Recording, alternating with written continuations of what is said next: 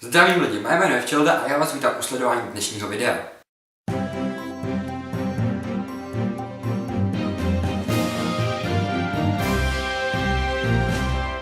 Jak jste si mohli z názvu videa všimnout, dnes se budeme bavit o fobiích. Ale nepůjde o takové ty běžné fobie, jako je arachnofobie, strach z pavouků, nebo klaustrofobie, strach z uzavřených prostor. Ale budou to fobie, o kterých jste možná neslyšeli, ale až je uslyšíte, tak většina z vás je dostane.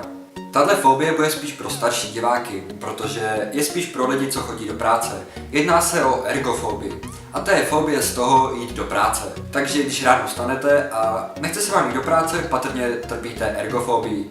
Nomofobie. To je fobie, která spíš patří pro mou generaci, takže kolem 20 let, to si dost přidávám, ale jde o to, že nomofobie je strach z toho, že nebudete mít signál.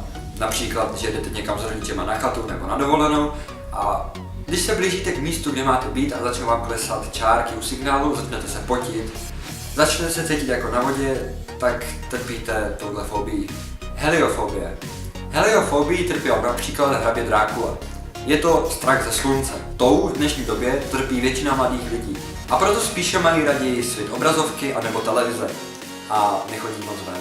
Pokud znáte někoho, kdo smrdí, patrně trpí ablutofobii. To je strach z koupání, z mytí, prostě ze všech činností, které se týkají vody. Takže těm lidem se spíš hodí používat deodoranty než sprchu. Tato fobie bude spíš pro muže, chlapce, kteří mají dívky, což se mě zrovna netýká, ale to je jedno. Pokud nemáte rádi vlasy, například v umyvadle, anebo běžně na zemi, tak máte chatofobii, protože to je právě strach z těchto vlasů, které jsou na zemi a různě v odpadě a v umyvadle a je to dost nechutný. Jako další tady mám hepefobii.